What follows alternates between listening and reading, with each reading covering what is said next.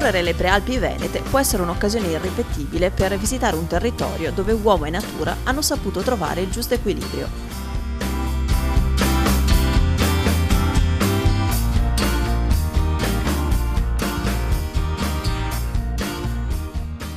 Paradisi inaspettati e tesori da scoprire per un turista attento alla natura e all'ambiente, alla storia e alla cultura, oltre che alla buona tavola.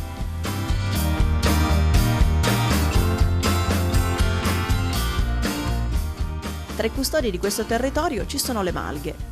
In Veneto sono circa 700. Una decina si trovano sull'altopiano del Cansiglio. Qui la foresta si estende su oltre 6.500 ettari tra le province di Pordenone, Treviso e Belluno, interessando 2 regioni, il Veneto e il Friuli.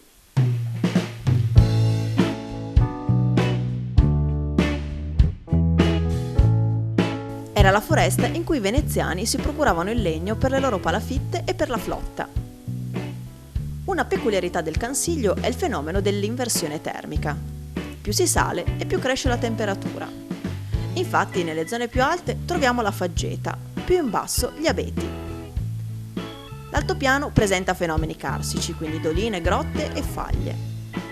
Parte dell'ecosistema dell'altopiano è costituito da prati e pascoli, utilizzati per l'alimentazione animale. Durante il periodo estivo, la possibilità di mandare il bestiame in alpeggio costituisce un grande vantaggio per i contadini. Non si consuma foraggio che viene invece magazzinato per essere adoperato nei mesi invernali. È il caso di Malgacoro. La famiglia dell'Antonia ha un allevamento di bovini e caprini a Sarmede nel Trevigiano.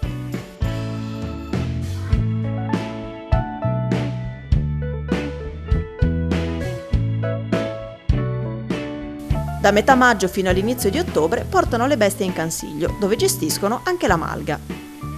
A 1300 metri d'altezza, nel comune di Fregona, vicino al Monte Pizzoc, Malgacoro è inserita in un contesto paesaggistico di pregio.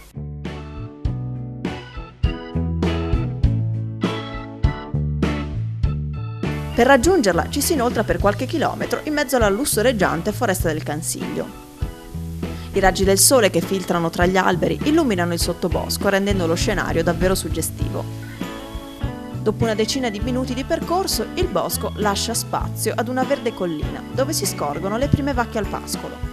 Libere, sembrano godersi il sole e l'aria buona. In fondo, questo è il loro periodo di vacanza.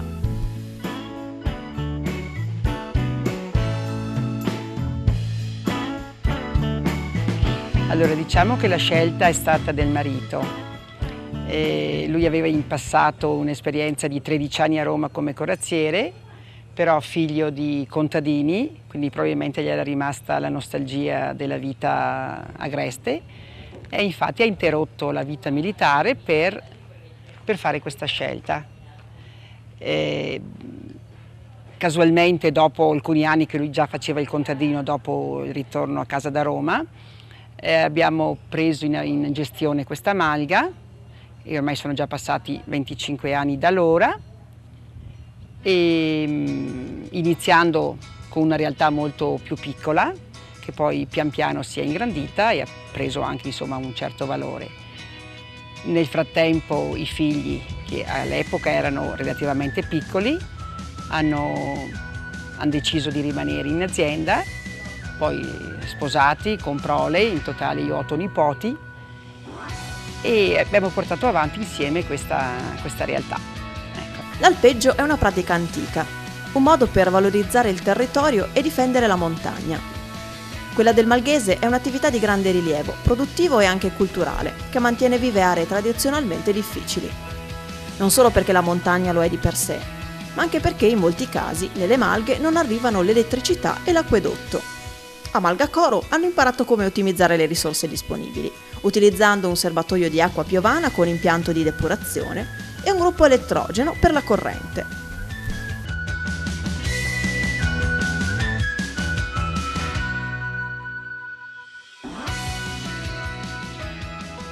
Penso che di facile non ci sia niente. Penso che il fatto di amare questa scelta e di avere la passione di farlo sia sicuramente un aiuto nel portare avanti la realtà, insomma. una realtà con le sue difficoltà, infatti prima le dicevo che non c'è la corrente elettrica, quindi ci sono dei disagi, però insomma poi si impara a convivere e si va avanti. Ecco. È un lavoro stagionale. Cioè lo scopo nostro è quello di ammonticare il bestiame, perché noi a valle abbiamo una piccola azienda in cui alleviamo mucche, maiali, capre. D'estate quindi si fa la transumanza, si porta tutto in malga, si trasforma tutto il tempo dell'anno sia il formaggio che gli insaccati, che poi vendiamo al pubblico e soprattutto proponiamo qui in questo ristoro, insomma.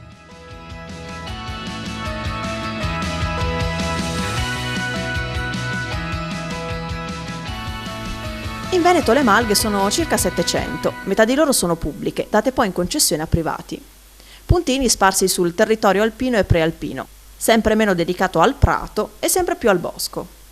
Dal 1970 al 2000 i prati sono diminuiti del 35%, si legge nei censimenti generali dell'agricoltura in Veneto. Negli ultimi anni però la tendenza si sta invertendo. Questi luoghi parlano del valore della tradizione, dell'identità e della biodiversità. Vivere in malga, anche solo per il periodo estivo, è un lavoro e prima ancora una scelta di vita che si coniuga con un altro settore produttivo fondamentale per il Veneto, il turismo. Per tutti coloro che decidono di visitare una malga, l'opportunità è anche quella di conoscere ed acquistare prodotti straordinari, unici ed irripetibili. Il sapore di un formaggio di malga ha sfumature diverse di stagione in stagione, a seconda del prato e del tipo di pascolo. Allora, qui abbiamo un formaggio alle erbe, buono da mangiare così e anche a fare in pentola, appunto essendo in cucina si presta buono, gli dà un gusto un po' particolare, che richiama magari quelle erbe qui che ci sono in montagna, nei pascoli. Un colore diciamo che appunto prevale l'erba verde, e una volta cucinato diventa bello rosso e buono da mangiare. Noi qui abbiamo un mezzano da fare dei taglierini misti, appunto insieme agli insaccati, e piccantino e con un pezzo di pane e un po' di vino ci sta sempre. Il pane, abbiamo un pane fatto sempre per produzione propria, tipo una treccia con le olive, uva che richiama appunto il vino che facciamo, un po' di prosecco, un po' di cabernet, che cerchiamo sempre di portarlo alla tavola e accontentare i clienti.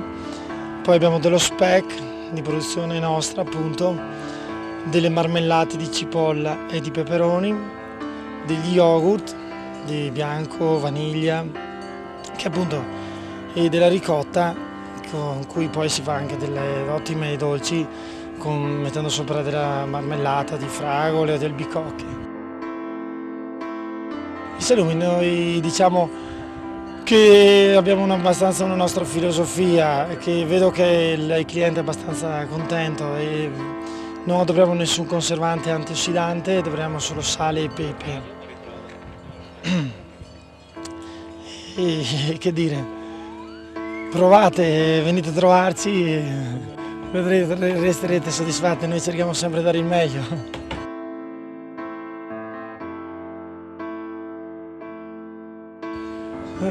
Mangiare bene, mangiare appunto sano, sperando che il tempo ci lasci sempre la sua parte, che il sole volente o nolente ci riscalda sia interno che esterno.